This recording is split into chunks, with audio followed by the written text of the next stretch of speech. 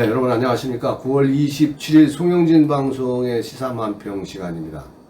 자, 오늘 김어준 이야기를 좀 해보려고 합니다.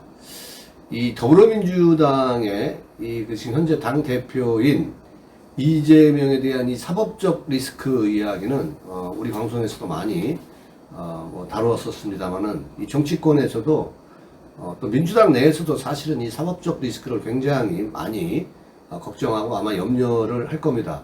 또 이재명에 대한 여러 가지 그 범죄 혐의에 대한 이 정황들이 실체적 이 정황들이 지금 밝혀지고 있는 그러한 마당이기 때문에 민주당 내에서도 굉장히 불안하지 않을까 그런 생각을 갖습니다. 자, 그런데 당초 이재명 지지자로 알려진 누구보다 이 강력하게 지지를 천명하고 또 지지해 줄 것을 당부했던 이재명 대선 후보 시절에 이 김어준이가 이재명 대신 새로운 인물을 키워야 된다. 이런 발언을 했습니다. 여기에 담겨진 뜻은 무엇일까요? 자, 그러자 이 개딸들이 지금 망상이다. 이 김어준의 망상이다. 이 비난을 하면서 지금 개딸들이 난리가 났습니다. 자, 오늘 김어준에 대한 그 내용이 무엇인지 여러분과 함께 공개해서 전해드리도록 하겠습니다. 자, 본방에 앞서 아직 송영진 방송의 구독자가 아니신 분들은 여러분 화면 우측 하단에 이 구독하기 붉은색 버튼을 눌러서 구독 신청 바랍니다. 저는 좋은 방송으로 여러분께 보답하도록 하겠습니다. 이 방송인 김어준 씨가 지난 23일 자신이 진행하는 유튜브 방송 김어준의 다스베이다에서 이재명 더불어민주당 대표 임기 동안 새로운 인물을 발굴해내야 한다. 자, 이렇게 발언을 하자 개딸들이 당연히 들고 일어났습니다. 반발하고 지금 난리가 났는데요. 자, 김 씨는 이 대표 지지자로 알려져 있는 인물입니다. 김 씨는 지난해, 자, 이재명 후보 시절이겠죠. 지난해 10월 한 유튜브 방송에서 이재명은 혼자서 여기까지 온 사람이다. 이제 당신들이 좀 도와줘야 한다고 말해서 이재명 당시 대선 후보를 이 공개 지지했다는 논란을 일으킨 바 있습니다. 김어준의 뉴스공장에서 자, 이 공개적으로 특정 후보를 방송인이라고 하면서 이렇게 지지해서 논란이 일어난 바 있습니다. 자, 이 부분은 여러분도 잘 알고 계실 겁니다. 아무튼 이 김어준 씨는 이날 방송에서 이재명 신임 당대표에게 국민이 기대하는 것 중 2위가 새로운 인물을 발굴하는 것이다. 라는 한 여론조사 결과를 언급하면서 민주당의 차기로 떠오르는, 이 머릿속에 떠오르는 사람이 현재 이재명 대표 외에는 없다. 자, 이렇게 얘기를 합니다. 자, 거기에 대한 위기감이 있는 거다. 이재명을 지지한다. 안 한다. 이런 게 아니라 지금 불안하다. 이런 겁니다. 그 마음이 담겨져 있는 겁니다. 그러니까 여론조사에서 새로운 인물을 발굴해야 된다. 이러한 것들이 즉 이게 지금 현재 이재명으로는 불안하다. 이러한 얘기를 한 겁니다. 자, 이어서 민주당 지지자들이 이재명 대표 임기 동안 새로운 인물을 만들어내야 된다고 생각한다. 이재명 대표는 그걸 스스로 인물로 생각해야 된다. 자, 이렇게 노골적으로 손절과 가까운 이러한 김어준이가 이러한 얘기를 지금 했다는 겁니다. 그날 당일 이 패널로 출연한 이 박시영 주식회사 박시영 대표도 당연하다. 나머지 사람도 있어야 경선도 흥행이 되고라고 했습니다. 김 씨는 그래야 여당의 공격도 이렇게 분산된다. 이렇게 또 맞받아쳤습니다. 두 번째, 세 번째 인물이 있는 게 이재명 대표에게 도움이 되는 거다. 이렇게 약간 또 한 발 빼는 그러한 모양새를 취했습니다. 자, 이 김 씨가 이 대표에게 새로운 인물을 키우라고 조언하자 이른바 개딸로 불리는 이 대표 지지자들은 강하게 반발하고 난리가 났습니다. 자, 이재명 대표 팬카페에 이 제명인의 마을이라는 마을에는 26일까지 이재명 대표 애칭이랍니다. 이젠 전혀 어울리지 않는데 아무튼 이 개딸들도 정말 웃깁니다.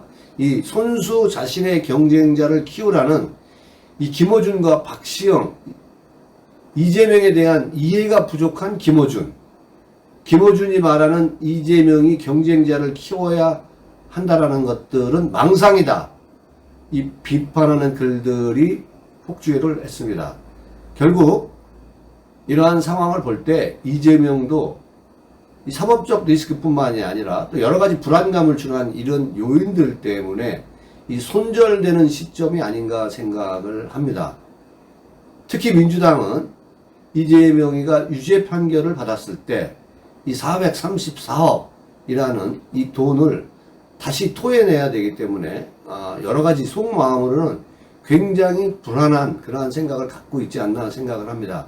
또 특히나 성남FC 의혹 등 이러한 부분들이 이 재수사를 하면서 뭐 처음부터 다시 수사하는 것과 같은 방법으로 예를 들어서 주빌리 은행이라든가 네이버라든가 지금 뭐 압수수색이 10여 군데 이상이 이루어지고 있지 않습니까? 이러한 상황을 봤을 때 과연 끝까지 이 민주당 현재 의원들이 이재명을 지킬 수 있을까요?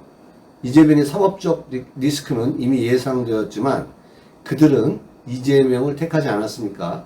그러나 이렇게 막상 이재명이 당대표가 되자 전혀 역할이 사실 보이지 않습니다. 뭐 컨벤션 효과도 전혀 없었고 당 지지율이 올라가는 것도 아니고 또 이재명이가 천명한 200만 당원에 대한 이러한 부분들도 별 효과가 없고 당에 대한 지지율도 다포 상태 아닙니까? 그리고 또 이제 이재명 범죄 혐의와 같은 이 구체적 정황들이 나오다 보니까 그들 스스로도 위기를 느끼지 않나 이런 생각을 해봅니다. 민주당의 위기는 저는 이제 시작되었다 이렇게 봅니다. 민주당은 결국 이재명도 문재인도 지키지 않을 그러한 상황이 올 수도 있다 이런 생각을 갖습니다. 자신들이 살아나는 그러한 방법을 택할 가능성이 굉장히 높다 이런 생각을 가져봅니다. 뭐 여러 이유가 있겠지만은 그 중에서도 또 사실 이 부정선거 부분이 요즘 지금 물밑에서 그동안 이제 부정선거에 대한 부분들이 많은 집회도 하고 그랬었습니다만은 호응을 받지 못했습니다. 그런데 여러 가지 이 정황상 이 부정선거 부분들이 밝혀질 개연성이 있다. 또 한동훈 법무장관은 알고 있을 수도 있다. 이러한 얘기들이 많이 나오는 거 보면 이 부정선거가 밝혀지면은 민주당은 사실 위헌 정당으로서 역사 속으로 사라지는 정당이 될 가능성이 굉장히 높습니다. 이러한 상황들 때문에 윤석열 정부를 하루빨리 끌어내리기 위해서 윤석열 비속어 논란, 말꼬리 잡는 이러한 일들이 진행되고 있는 측면도 있다. 자, 이 부분은 이재명이나 이 문재인을 위해서가 아니라 자기네들이 살아남기 위해서다. 이러한 관측들도 지금 내놓고 있습니다. 그리고 윤 대통령의 발언 그 논란에 날리면으로 들릴 수 있다. 이런 사실들을 또 이재명이가 지금 꼬랑지를 내리고 있습니다. 윤 대통령의 이 발언 논란에 대해서 이재명이가 한 보도를 통해서 이 논란이 되고 있는 부분에 대해서 좀 더 우리가 자중을 해야 된다라는 식의 얘기를 이게 날리면으로 들릴 수도 있다. 바이든이 아니라 이러한 사실들을 이재명 입에서 직접 또 얘기를 하고 있는 이러한 모습들은 결국은 백기투항을 하는 윤석열에게 백기투항을 하는 거 아닌가 그 정도까지는 아니지만 이재명답지 않은 이러한 면모를 보이고 있는 이러한 여러 가지 이러한 부분들이 많은 예측을 또 할 수 있는 게 아닐까 생각을 합니다. 자, 이재명이 또 이러고 있는 이재명이 약간의 변화된 모습들 또 김어준이가 그런 지지자가 지금 새로운 인물을 발굴해야 된다. 왜일까요? 자, 오늘 영상 여기까지 하겠습니다. 아직 송영진 방송의 구독자가 아니신 분들은 여러분들 화면 우측 하단에 붉은색 버튼을 눌러서 구독 신청 바랍니다. 저는 좋은 내용으로 다시 찾아뵙겠습니다. 고맙습니다.